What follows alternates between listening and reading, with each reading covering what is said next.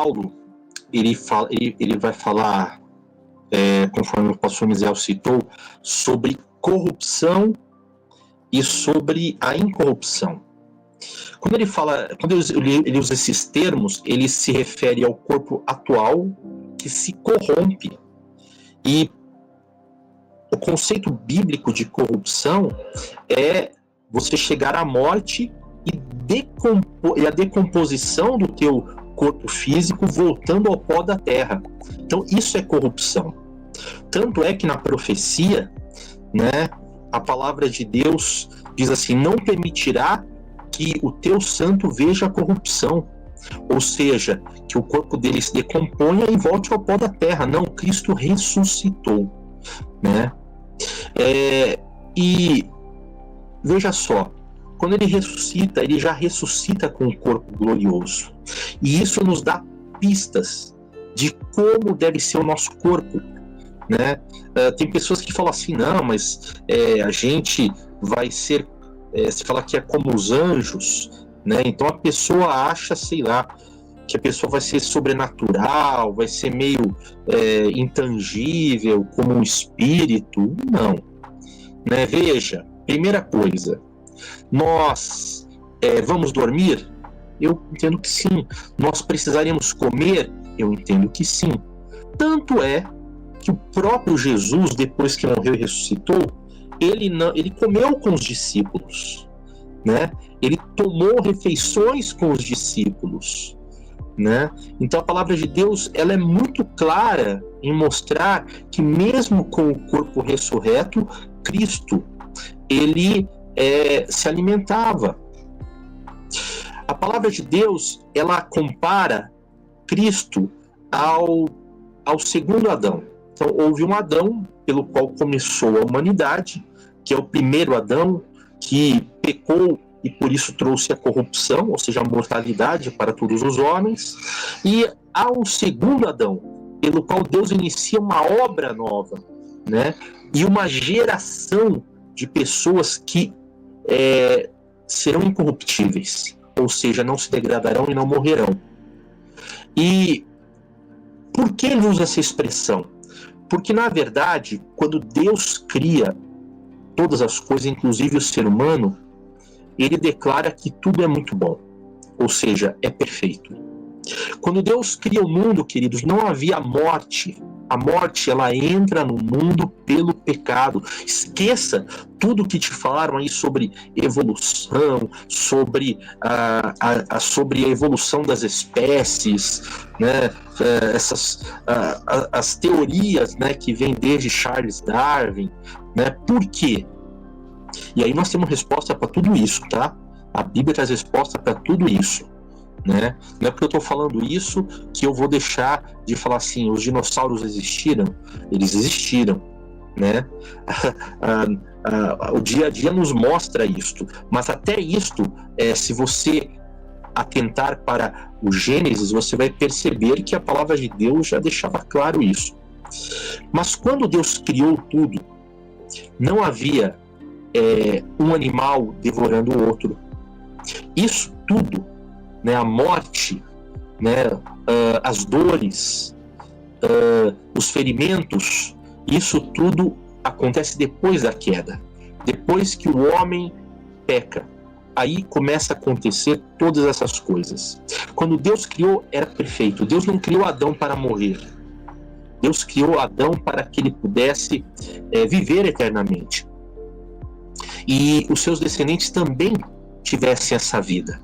Então, quando Cristo vem, ele vem para resgatar isto. E resgatar isso quer dizer o quê? Que nós possamos ter o mesmo corpo que Adão teve. Um corpo incorruptível. Que ele perdeu essa incorruptibilidade depois que ele pecou. Veja, Adão, ele dormia para descansar? Dormia. Adão, ele comia? Ele comia, né? O que Jesus fala que haverá de diferente é que os salvos que tiverem o corpo transformado, eles não mais casarão e se darão em casamento. Então, isto acabará. Por quê? Porque Deus já fez o plano dele, né? Fez com que pudesse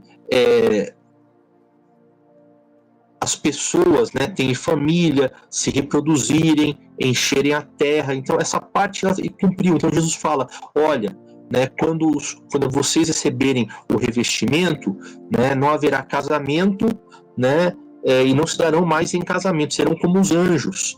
Né? Em que sentido? Em que você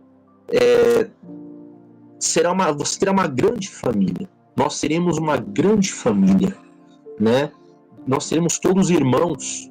Então, queridos, o corpo, na verdade, segundo a Bíblia nos dá essas pistas, é um corpo físico, mas é um corpo transformado. É um corpo diferente. Nós teremos potencialidades multiplicadas, nós teremos forças multiplicadas, nós teremos capacidades multiplicadas, né? Adão, ele é tentado pelo diabo para que ele saiba a diferença entre o bem e o mal. Com Deus, ele aprenderia no tempo certo, mas ele prefere aprender de uma outra maneira, praticando o mal, para ver o que acontece.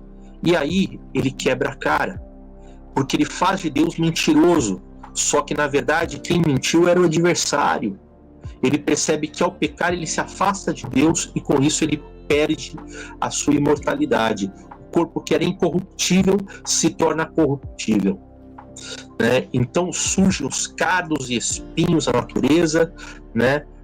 Animal devora animal, né? Coisa que vai mudar com a vinda de Cristo. A Bíblia fala, né, que o leão, né,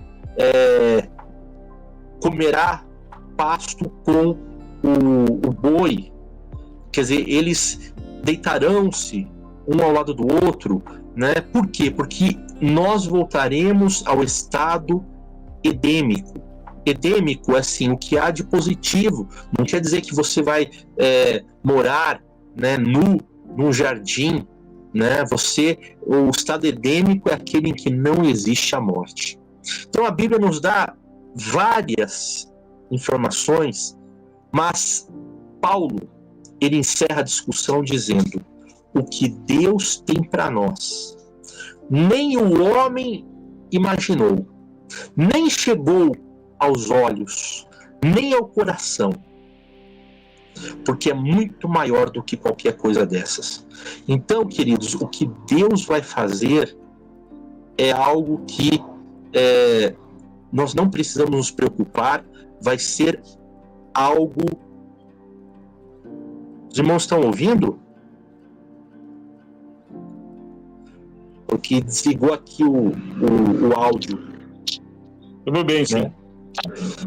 Então, o que Deus tem para fazer conosco, queridos, vai ser algo que nenhum homem consegue saber plenamente. Nós temos essas pistas, mas Paulo fala que aquilo que nós não vimos, nós não pensamos, nós não sonhamos, nós não imaginamos, é o que Deus tem preparado para nós. Vai ser algo realmente que vai superar todas as nossas expectativas. Nós sabemos que vai ser um corpo físico, né? Nós não somos espíritos desencarnados. Será num corpo físico, mas semelhante ao de Jesus ressuscitado, semelhante ao do primeiro momento da criação do homem. Será aquele corpo que não morre, aquele corpo que não tem fraqueza, será aquele corpo que não tem limitações nos seus pensamentos e na sua criatividade, né? Então é algo que nós não conseguimos imaginar, é o que Deus tem preparado para nós, vai surpreender a muita gente.